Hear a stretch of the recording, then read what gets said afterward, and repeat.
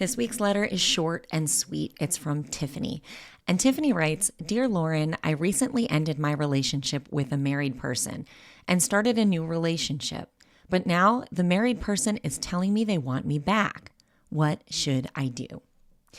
I chose Tiffany's letter because even though it's short, it is so important to extrapolate the themes from this letter that everyone can benefit from hearing. My first question for you, Tiffany, is what do you want to do? Your question says, what should I do? And when it comes to affairs, here's a theme that I notice, that the affair partner, whichever role that is, you could be a single affair partner, a married affair partner, you are perhaps likely to be coming from a one down position of power, feeling like you have less say, less worth, and that your desires, your wants, your needs, your goals for your life are somehow less valuable, less important, less worthy than the person that you're in a relationship with. So when I work with affair partners of any kind, anyone who's in an affair, there's oftentimes this relationship they have to the worthiness of the person that they can't be with fully. Somehow that dynamic leads to a power differential wherein they are looking outside of themselves for what to do, for their cues. Now, as a betrayed spouse, I did the exact same thing. I looked outside of myself for clues about how to move forward. It was really hard to connect with myself and what I cleanly and clearly wanted. So I think sometimes, no matter what role you're in, if you've been in a relationship with someone who has been breadcrumbing you, who isn't available in the fullest sense of the word, they're not present, they're not invested in the relationship, they're not with you, and they're not building something with you in the way that they measurably should be if they were all in the relationship, I think that our sense of worth can suffer. And so again, notice yourself giving your power away when it comes to choice making in the relationship. What should I do? Tiffany asks. And my question to Tiffany is, what do you want to do? What do you think you should do? I want you to get quiet. I want you to reflect on that. Usually we have a deep knowing that we push down and we push away because maybe it's inconvenient for our life. Maybe it means that we would incur a loss. Maybe it means that it's the more painful road in the short term. But what is that knowing, Tiffany? So when you're answering that question, what should I do? I also want to know, why did your relationship with the married person end? My guess is because they could not give you what it is that you ultimately wanted. They weren't going to leave their marriage. You wanted a full relationship and you realized that this was not going to be it. So that leads me to the next point, which is, what has changed? The married person is telling you they want you back. What has changed since your relationship with them ended? Not what's going to change, not what could change, not what they are telling you will change. What has changed? Have they arrived with divorce papers in hand? Have they filed? Are they separated? Whatever that thing is that wasn't in place before that led to the end of your relationship, if that thing hasn't actionably, measurably, and clearly changed, what are you going to do with that? Just because they want you back doesn't mean that you should go back.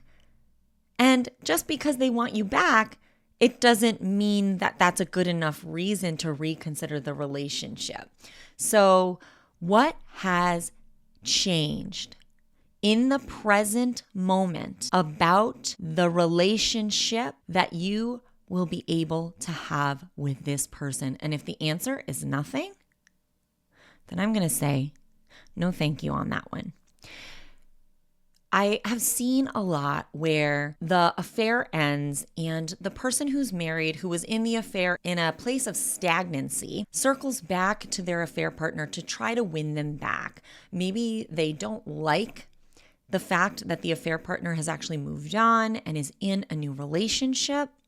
Maybe they are, for the first time ever, feeling the voids in their life due to the lack of the affair and the affair partner. Maybe they are deeply uncomfortable in their life because they are finally sitting in the relationship they have at home, sitting with themselves without the distraction of the affair.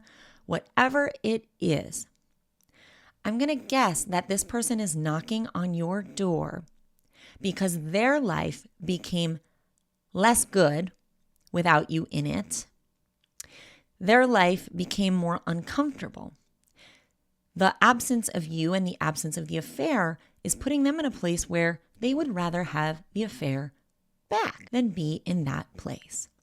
But my guess is they're not coming back to you with something that has already changed. My guess is they're going to come back to you with a promise of change or simply a request to re-engage in the relationship without any changed terms. So again, these are things that I see a lot. And that's your opportunity to say, well, unless I want to go through the entire ride of the relationship again, only to likely find myself back in the same place that I was in when I needed to do the hard steps in order to end it last time, then I don't think I want to get on this roller coaster again. I don't think I want to get a ticket. I don't want to get onto the ride. I don't want to strap myself in. I'm not going to get on. You already did whatever you needed to do to get out. So I would give great pause to the idea of getting back in. And also, what about this new relationship? You know, it might not be the relationship, but you've started a new relationship. You're getting to know someone new. You're living the life that you should be living as a single person. And even if this new relationship pales in comparison to the connection or the relationship that you had with your affair partner, if your affair partner is not available, then the conditions of that relationship prevent you from having the full relationship that you likely want to have. So even if it takes dating a lot of people before you find someone that you really have a great connection with, I'd say take great pause before you consider getting back involved with your married affair partner. So, Tiffany, just to reiterate, what should I do? Ask if you're giving your power away. Ask if you are considering or feeling pressured by the desires of your affair partner. Ask what would you be doing if you were really standing in your truth and in your power. And ask yourself, what has measurably changed? That means that there would be something that you could write down on paper that was factually true, that would change about the way you could exist in a relationship in the real world with this person. Could you go to a wedding with that person? Could you go traveling with that person? Can you put them on your social media? Can you introduce them to your family? Whatever it is that's most important to you, are you free? And are they free to be able to do those things with you? I hope this helps, and thank you so much for writing in.